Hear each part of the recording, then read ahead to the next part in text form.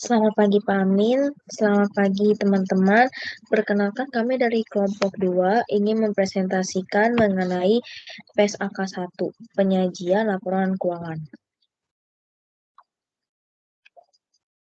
Berikut ini ada anggota kami yang terdiri dari Alvin Julian, Sofia Margarita, Ripka Teresia, dan yang terakhir ada Ivan Evelino. Berikut ini table of content yang akan kami jelaskan. Yang pertama ada tujuan dan ruang lingkup, yang kedua laporan keuangan, yang ketiga struktur dan isi, yang terakhir ada ilustrasi. Tujuan.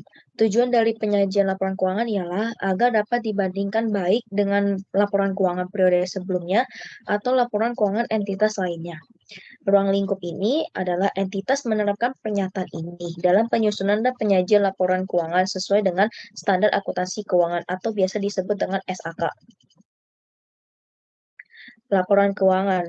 Sebelum saya masuk ke tujuan laporan keuangan, saya akan mendefinisikan apa artinya laporan keuangan. Laporan keuangan ialah sebuah catatan informasi keuangan suatu perusahaan dalam satu periode tertentu yang dapat digunakan untuk menggambarkan situasi kerja perusahaan tersebut.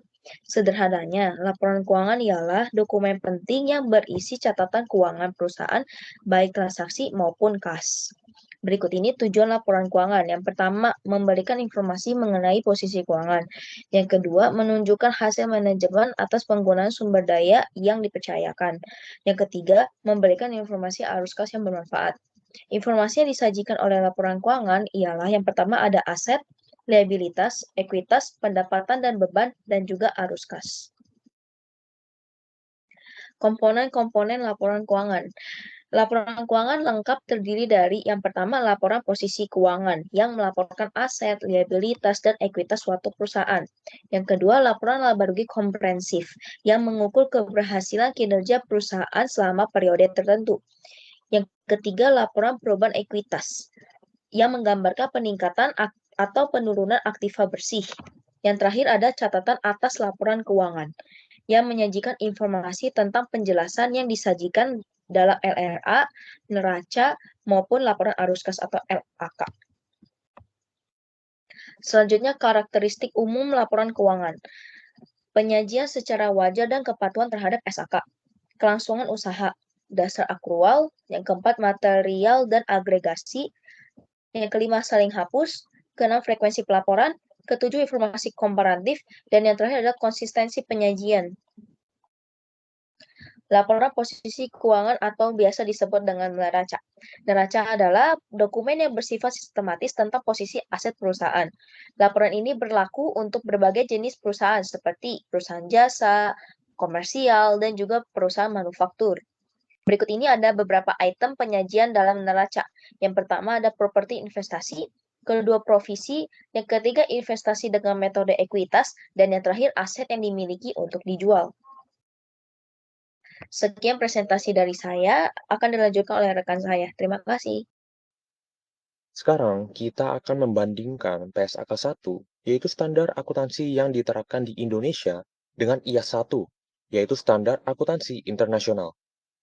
Seperti yang tertera pada tabel, aset lancar pada PSAK 1 adalah liabilitas jangka pendek, sedangkan standar internasional mencangkup liabilitas jangka panjang dan ekuitas yang dapat didistribusikan ke pemilik entitas induk juga. Untuk aset tidak lancar pada IAS terdiri dari hak non-pengendali, sedangkan PSAK 1 terdiri dari liabilitas jangka panjang dan ekuitas. Laporan keuangan adalah penyajian terstruktur dari posisi keuangan dan kinerja keuangan suatu entitas. Laporan keuangan juga menunjukkan hasil pertanggungjawaban manajemen atas penggunaan sumber daya yang dipercayakan kepada mereka. Ini juga membedakan aset lancar dan liabilitas jangka pendek terhadap aset tidak lancar dan liabilitas jangka panjang. Perlu di-notes juga kalau kita pajak tangguhan tidak diklasifikasikan sebagai jangka pendek. Penyajian aset lancar dan tidak lancar, dan liabilitas jangka pendek dan jangka panjang sebagai klasifikasi jangka pendek dan jangka panjang yang terpisah. Kecuali penyajian berdasarkan likuiditas memberikan informasi yang lebih relevan dan dapat diandalkan, maka digunakan urutan likuiditas. Pemisahan jumlah yang diharapkan dapat dipulihkan atau diselesaikan setelah lebih dari 12 bulan atau untuk setiap pos aset dan liabilitas jika nilainya digabung.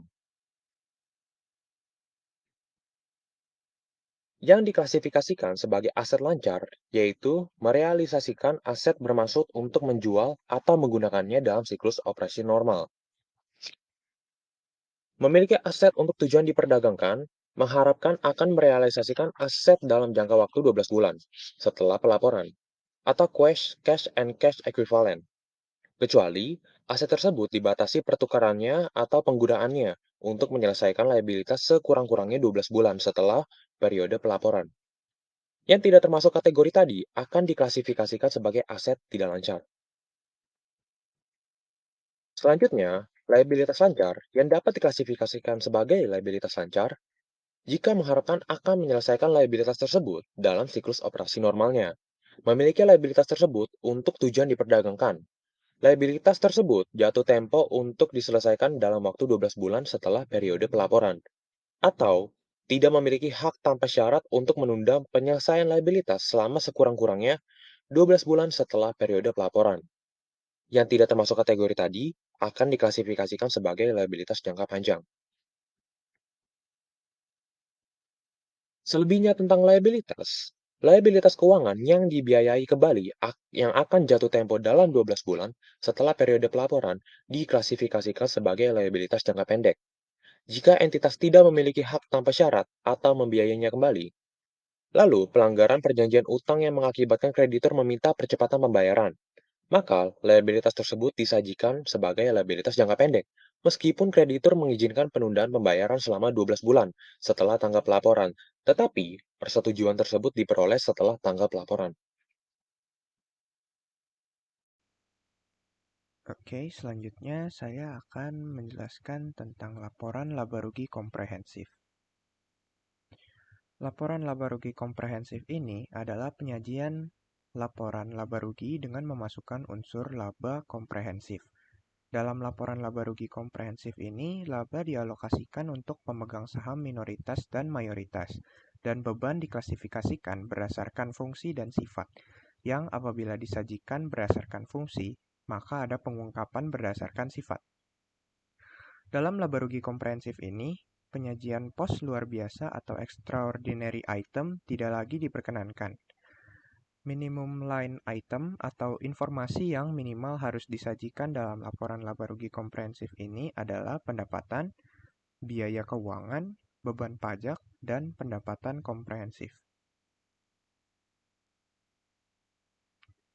Laporan laba komprehensif mencakup perubahan aset atau liabilitas yang tidak mempengaruhi laba pada periode rugi.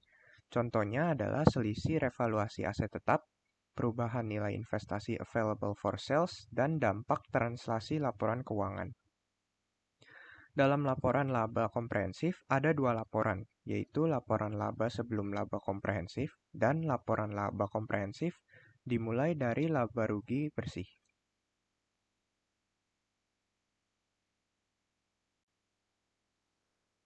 Berikut adalah ilustrasi dari laporan penyajian laba rugi komprehensif dalam satu laporan dan pengklasifikasian bebannya berdasarkan fungsi beban tersebut.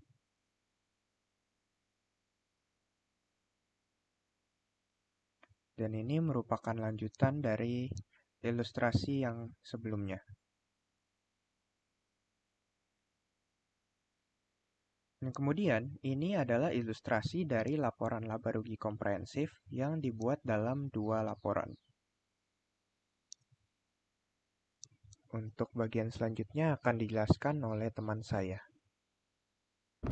Selanjutnya kita akan membahas tentang minimum line item laba rugi komprehensif.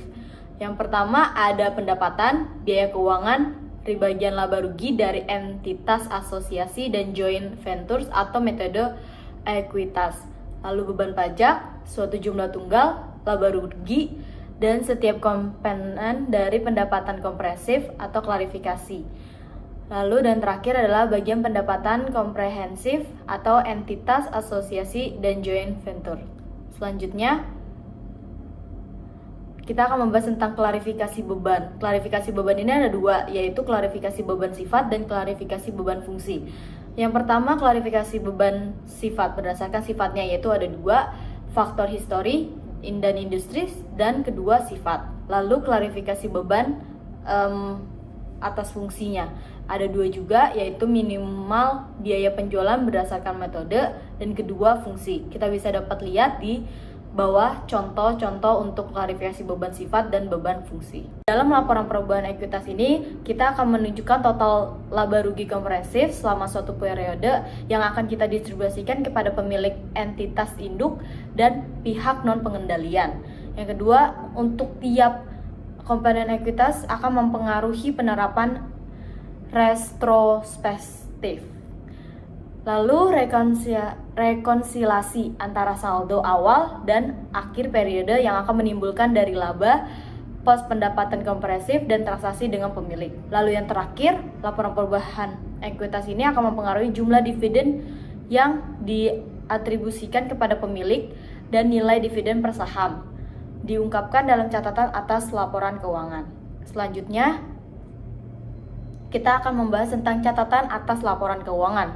Dalam catatan laporan keuangan ini akan menyajikan informasi. Informasinya itu apa aja sih? Dasar pengukuran, kebijakan yang relevan, asumsi dalam estimasi. Lalu informasi yang disajikan itu SLA yang tidak disajikan di bagian manapun dalam laporan keuangan. Dan terakhir, memberikan informasi yang tidak disajikan di bagian manapun dalam laporan keuangan atau pengelolaan modal. Lalu yang kedua, penyajian secara sistematis. Catatan laporan ini kita harus mensajikan secara sistematis. Lalu yang ketiga, dalam catatan laporan keuangan, kita harus membuat referensi silang atas setiap pos. Next. Selanjutnya, yaitu keempat, pengungkapan lain. Ada jumlah dividen yang diumumkan dan ada jumlah dividen yang tidak diakui. Lalu kelima, pengungkapan tidak diungkapkan. Ada apa aja sih? Yaitu 1. Domisili dan bentuk hukum, negara pendirian, alamat kantor, dan lokasi utama kantor. Kedua, keterangan mengenai sifat operasi dan kegiatan utama. Ketiga, ada nama entitas induk. Dan terakhir, informasi tentang umur entitas. Next. Sekian dari kelompok kami. Mohon maaf bila ada kesalahan. Terima kasih.